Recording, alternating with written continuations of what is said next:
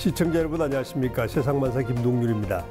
개그맨이자 MC로 많은 사랑을 받고 있는 권영찬 씨가 최근 행복재테크 강사로 변신해 크게 주목을 받고 있습니다.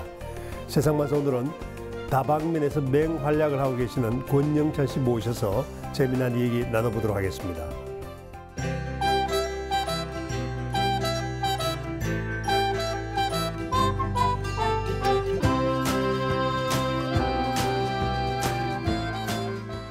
강연을 듣는 100명이나 또는 300명 중에 한 사람이 살아나서 제2의 인생을 산다라면은 그거만치 행복할 게 없을 것 같아요. 오늘은요, 부담 느끼지 마시고 마음의 문을 활짝 열어주시면 좋을 것 같습니다. 반갑습니다. 행복된 강사 권영찬입니다. 반갑습니다.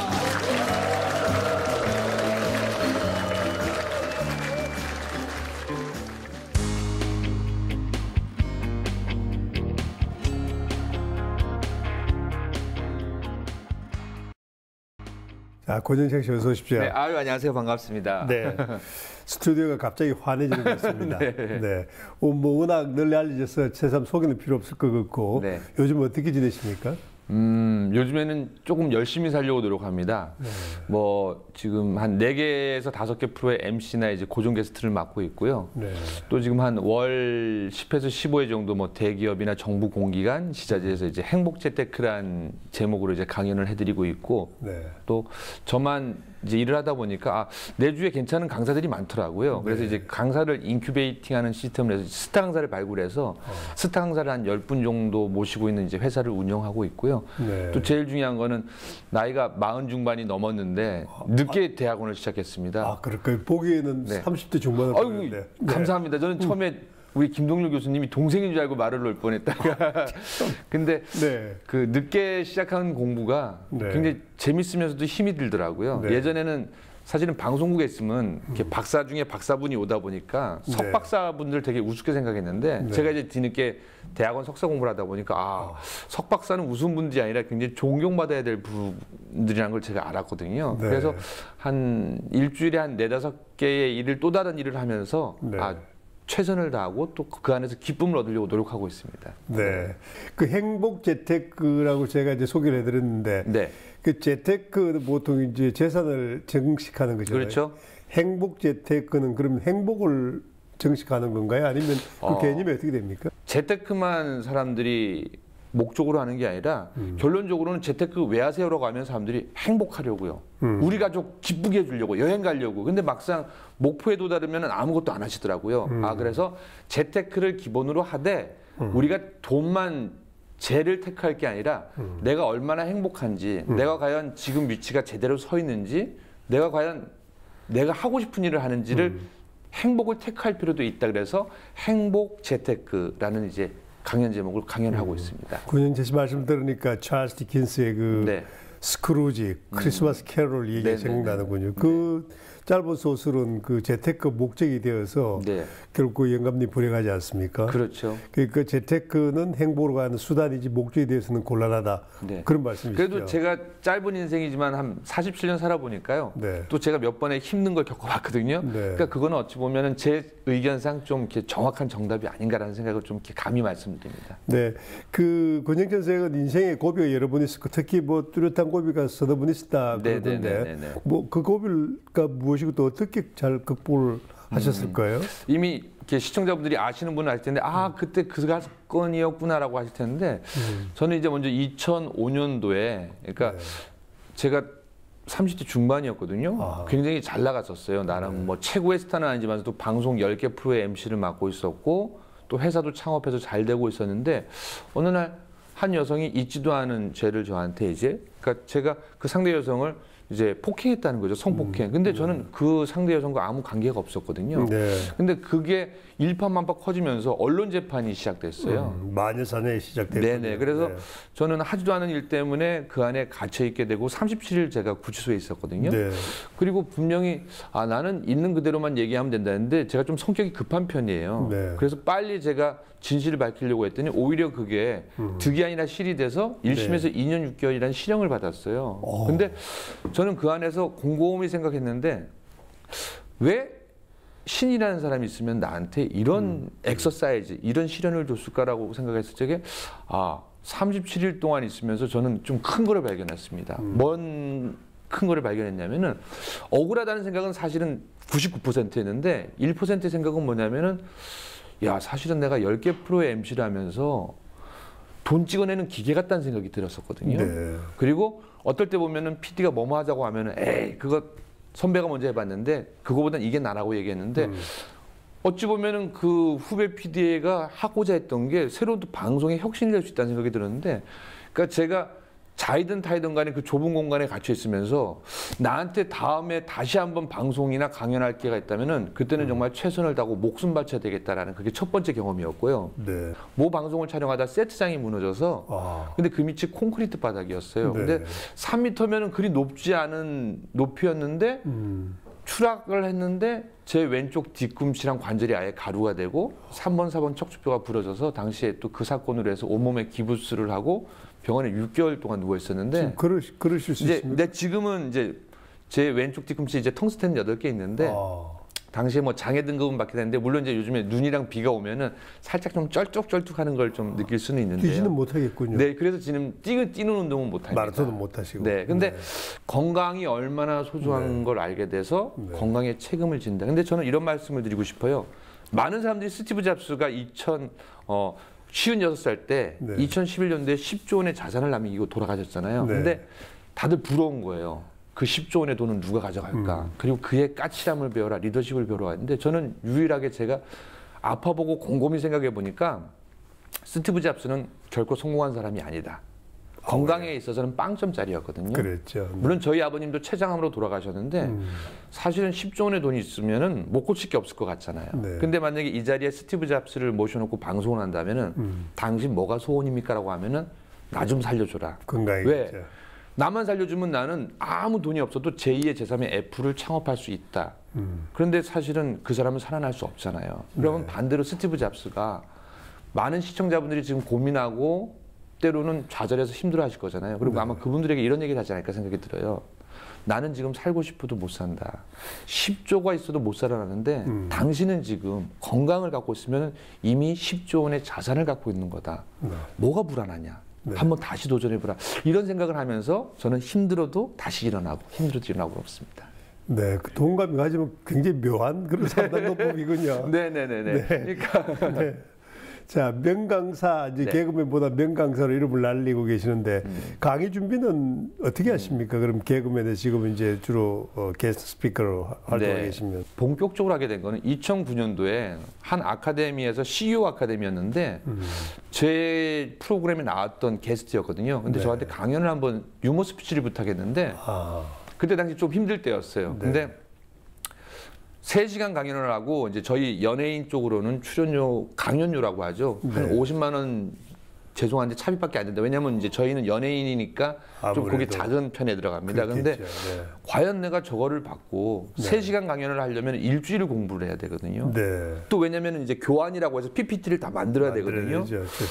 과연 저게 효과가 있을까라는 생각을 하다가 제 생각 안에 뭐냐면은 영찬아, 너 옛날에 2005년 억울한 일 겪었고 2007년 병원에 있었고 또 너 돈 날려봤는데 그 밑에 떨어지니 너 50만 원이 얼마나 큰지 알겠지. 너 지금도 배부른 소리야라는 생각이 저한테 자조적으로 들리더라고요. 아, 감사하고 해야겠구나라고 해서 일주일 동안 공부해서 했거든요. 근데 거기에 현장에 있는 각 그룹 회장님도 계시고 많은 CEO들이 있었는데 반응이 좋더라고요. 근데 그때 그 첫 강연을 하고 소문이 났는데 6개월 걸리더라고요. 네. 그래서 6개월 후에 또 한 대기업의 VIP 고객들을 모시고 하는 강연을 했는데 또 그게 소문이 나서 그 다음에는 6개월이 아니라 3개월이 걸리더라고요. 근데 그게 또 입소문이 나서 3개월이 1개월, 1개월이 일주일 하더니 이제 지금은 월 한 10번에서 15번 강연을 하는데 처음에는 강연 준비를 할 때 다 일지 썼어요. 그리고 A4 용지 한 30장을 써갖고 왜냐면은 제가 그분들한테 강연을 할 때 그냥 우스갯소리만 하면은 그건 사실은 강연이 아니라 그냥 개그쇼거든요. 1년에 강연을 120번 정도 해보면은 네. 가서 망신도 당해보고 아무 감동도 없고 그러면은 스스로 막 준비를 해서 내 안에서 막 역동이 일어나갖고 아, 그냥 하는 게 아니구나. 공부를 해야겠구나. 그리고 부자들을 대상으로 강연하는 거랑요. 그 캠코라고 한국자산관리공사 분들이 이제 신용 불량자 분을 대상으로 제가 또 강연을 하거든요. 네. 그러면 이게 사실은 똑같은 얘기인데도 완전히 다른 강연이거든요. 그러면 그분들과 함께 라뽀라고 해서 공감대를 형성해야 됩니다. 네. 그러면 그분들의 입장에서 어떤 얘기를 했을 때 저분들의 인생이 조금이라도 바뀔 수 있을까라는 생각을 곰곰이 하고 또 그분들이 아파하는 경험을 저는 미리 겪어봤거든요. 네. 그러다 보니까 이제 그분들을 위해서 좀 같이 눈높이를 맞추고 그 눈높이 중에서도 제 아팠던 경험을 얘기하면서 나만 이렇게 웃는 게 아니라 2014년에는 당신이 바로 기적의 주인공이 될 수 있지 않을까요라고 정중히 좀 제안을 하는 거죠. 네. 청중들과의 라포르가 중요하다. 네. 심리적인 인간관계, 뭐 연관계 중요하다 그렇죠. 말씀하셨는데 네. 그 주로 강의 주제는 어떤 걸로 하십니까? 그 행복 재테크가 좀 너무 두리뭉실하니까 네. 구체적으로 뭐 어떤 주제들 그러니까 첫 번째 주제는 지금 이 시대를 살면서 많은 분들이 힘들어해요. 네. 근데 자기의 역량이 뛰어난 분들이 의외로 많거든요.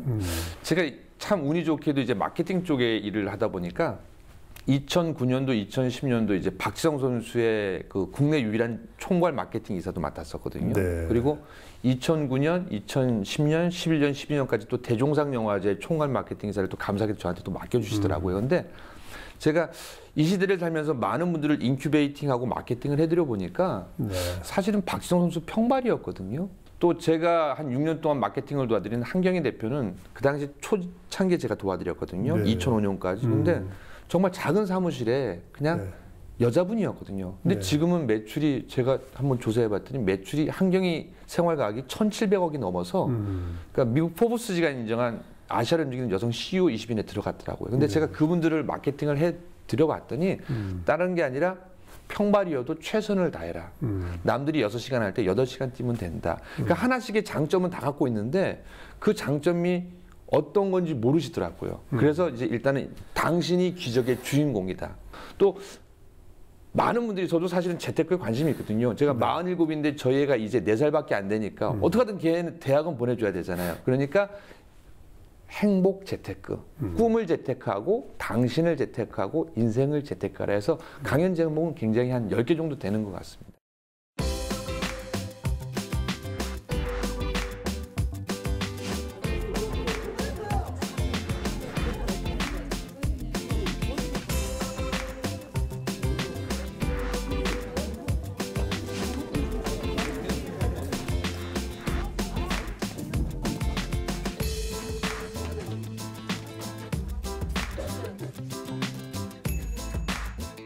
일단은 그 분위기 메이커 역할을 되게 잘 해주시고요. 저희 동기들이 되게 사이가 좋아요. 근데 그 동기들 안에서도 뭐 연예인이라고 해서 뭐 이렇게 특별하게 하시는 게 아니고 어떻게 보면 분위기도 되게 잘 잡아주시고 또 도와주시는 면이 굉장히 많아요.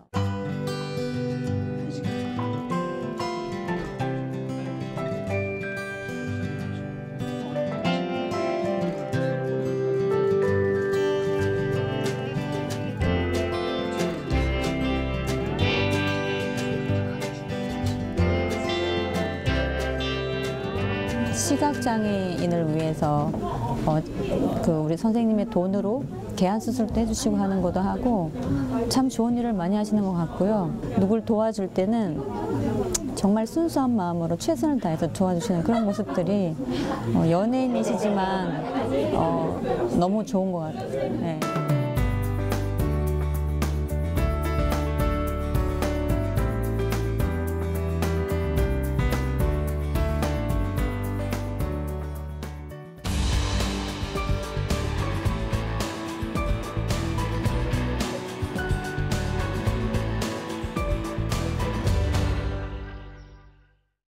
근데 지금 상담도 하고 방송도 하시고 네. 또 공부도 하고 강연도 하고 이제 굉장히 팔방미인으로 활동하고 네. 계시는데 그 좀 어리석은 질문인지 네. 모르지만 어느 게 가장 자신 적성에 딱 맞고 보람을 느끼나요? 물론 뭐 다라고 말씀하실 것 같은데. 네. 근데 제가 그 목표라는 걸 보고 사실은 저도 목표를 안 정했었어요. 네. 뭐 상담이다 코칭이다 생각해 본 적은 없는데 이상하게 방송할 때부터 사람들이 힘든 게 있으면 저를 찾았잖아요. 네. 근데 어찌 보면은 제가 방송인이 되고 또 연예인이 된 것도 사람들이 저한테 호감을 갖는 이유도 방송에서 또 친근하게 봤기 때문인 것 같아요. 근데 그 중에 정말 하나를 꼽는다라면은 방송은 즐거움과 정보를 드리는 거고 상담과 코칭은 죽을 수 있는 한 사람을 살릴 수도 있다고 생각해요. 그래서 지금은 이제 방송은 4-5개 정도의 스케줄만 소화하고 제가 전국 지방을 다 다니면서 강연을 하는 이유는 뭐냐면은 그 강연을 듣는 100명이나 또는 300명 중에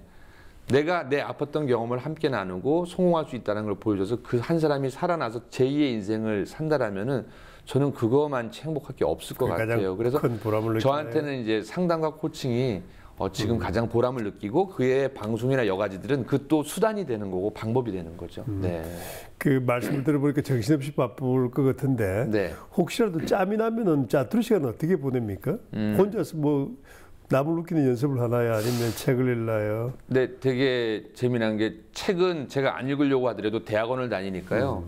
한 학기 6개월마다 40-50권의 책을 안 읽으면 학점을 안 주시더라고요. 네. 근데 남는 시간마다 지금 제 아이가 4살이거든요. 네. 걔도 인공수정 2번을 통해서 어렵게 얻은 아이입니다. 그러다 보니까 저는 이제 주말이나 이렇게 강연이나 행사를 가면 큰 박수를 받는 게 왜냐면요. 지금 이제 둘째 아이가 걔도 인공수정 4번을 통해서 지금 이제 9개월이거든요. 그러면은 한쪽에는 배가 이만큼 부른 임산부, 그리고 4개월짜리가 있고 또 그 옆에는 또 웬 할아버지 할머니가 있어요. 그게 장인, 장모님이고 저희 어머님이거든요. 네. 온 가족을 모시고 강연장에 가고 강사 또 행사장에 갑니다. 그러니까 무슨 얘기냐면은 제가 예전에는 저희 아버지도 췌장암으로 돌아가셨는데 돌아가실 줄 몰랐어요. 100년 만년 제 옆에서 저를 지켜주실 줄 알았거든요. 네. 그러니까 가장 소중한 건 뭐냐면은 내 가족이 소중하다. 그래서 제가 현장에서도 그래요. 많이 바쁘시죠?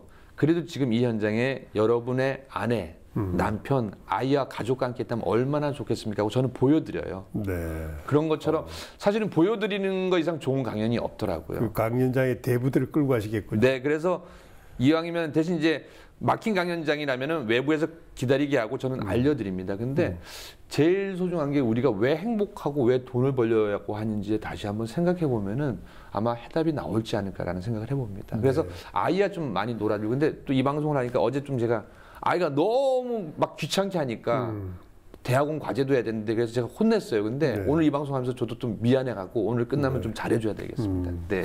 그러면은 고정찬 씨 삶의 활력소는 아이인가요? 가정인가요? 아니면 뭐 또 다른 숨겨진 게 있을까요? 저의 활력은 사실은 남을 도왔을 적에 굉장히 큰 행복을 느껴요. 그리고 2005년도에 큰 사건과 2006년, 7년 큰 사건을 겪었지만서도 저는 그때 이미 권영찬이라는 사람은 죽은 사람이라고 생각해요. 무슨 얘기냐면 또 다른 권영찬으로 태어났는데 되게 아팠어요. 네. 그 아팠던 경험을 정말 많이 울었어요. 그리고 그 몸의 흔적들이 지금도 제 다리에도 남아있고 제 심장의 아픈 마음으로 남아있고 제 뇌 트라우마라는 걸로 남아있거든요. 네.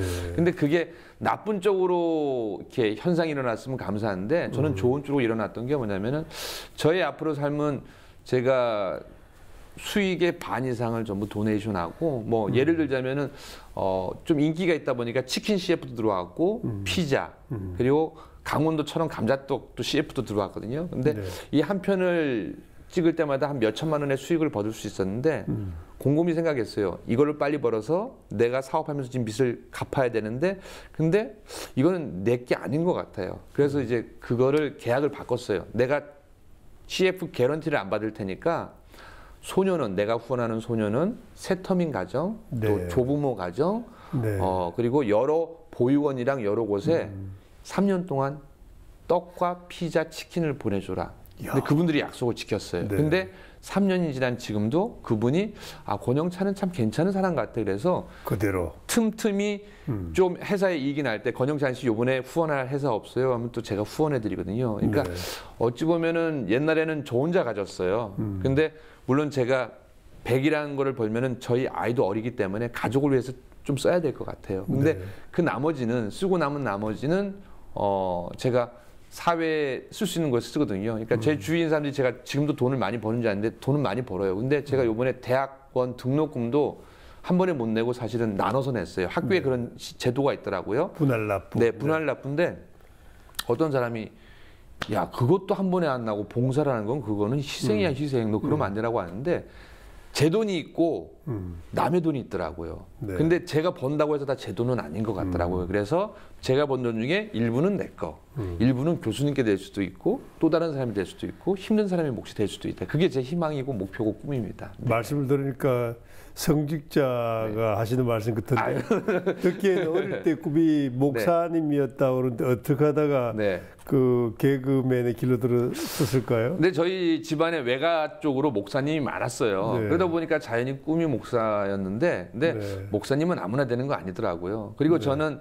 또 물론 이제 상담 코칭을 할까, 목회를 전공할까라는 좀 기로해서 고민을 했었어요. 근데 저는 회식 자리에 지금도 많이 가면서 후배들한테 많이 익숙해지고 많은 좋은 얘기를 하려고 해요. 그래서 나는 오히려 현장에서 아픈 사람들의 이야기를 들어주고, 그러니까 상담 코칭이 뭐냐고 가끔 물어보세요. 가장 간단하게 얘기한다면 상담은 지난 시절의 아픔을 치유하게 할 수 있게 도와주는 거고, 코칭은 지난 시절 봤을 때 내가 잘못했던 걸 이제 현재와 미래를 보고 저쪽으로 가면 어떨까요? 아니면 이렇게 사는 건 어떻습니까? 하고 그 사람에게 동기부여를 해주는 거거든요. 그러니까 저는 어찌 보면은 현장에서 후배들과 있고 또 많은 어려운 분들과 있고 저는 그게 어찌 보면은 또 다른 목회의 하나라고 생각하고 그냥 최선을 다하고 있습니다. 제자글에서 목회 활동을 사실상 하고 계시는군요. 네. 아유 뭐 그렇게 하면은 제가 너무 죄송스럽고요. 네. 네. 행복 재테크 이제 전문이신데 네. 만일 제가 질문을 좀 우스꽝스럽지만 행복은 뭐다 이렇게 등호로 좀 정의를 해달라고 그러면 어떻게 하시겠습니까? 행복은 첫 번째로 한 단어로 한다면요. 행복은 자존감이다. 자존감이다. 내가 행복하지 않고 어떻게 남을 도와요? 네. 내가 행복하지 않고 어떻게 가족을 도와요? 그리고 하나를 좀 더하고 싶은 게 행복은 나눔과 실천이다. 네.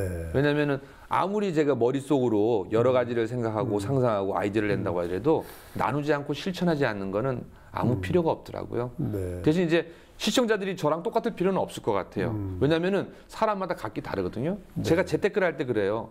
저도 사실은 이상형이 김태희 씨랑 전지현 씨거든요. 네. 제가 그분이랑 사는 게 아니라 저도 아리따운 또 다른 아내랑 살잖아요. 네. 뭐냐면은 나한테 맞는 행복의 조건을 한번 오늘 방송 끝나시고 나의 행복은 땡땡땡이다라고 한번 생각하는 시간이 되면은 아주 본인에게 도움이 될 것 같습니다. 네. 네.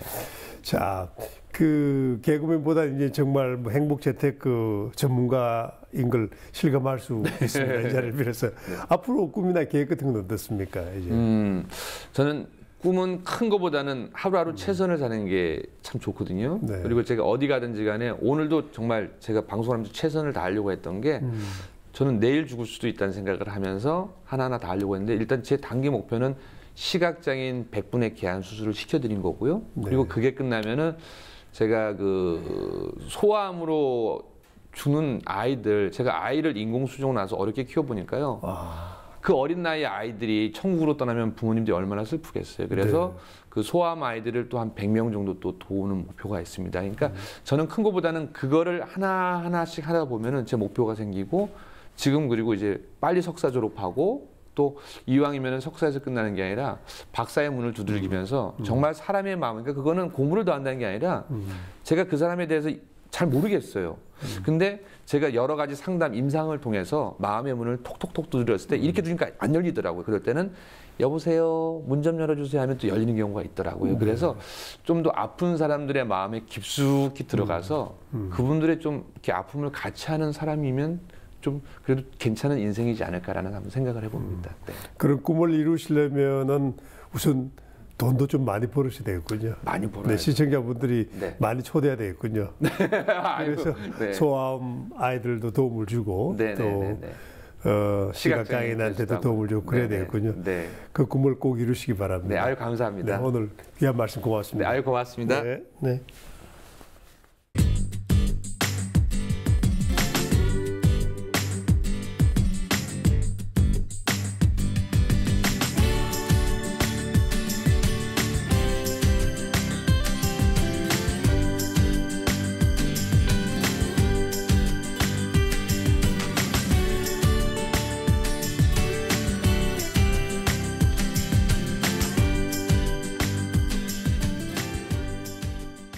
인생의 고비를 이겨내고 많은 사람들에게 용기와 행복을 줄 수 있다면 그것만큼 행복한 삶도 없다는 생각을 해봅니다. 팍팍하고 힘겨운 일상이지만 진정한 행복의 의미를 되새기며 지금부터라도 많이 웃고 행복한 삶을 누리는 분들이 점점 더 많아지기를 기대해 봅니다. 세상만사 오늘은 여기서 인사드리겠습니다. 시청자 여러분 고맙습니다.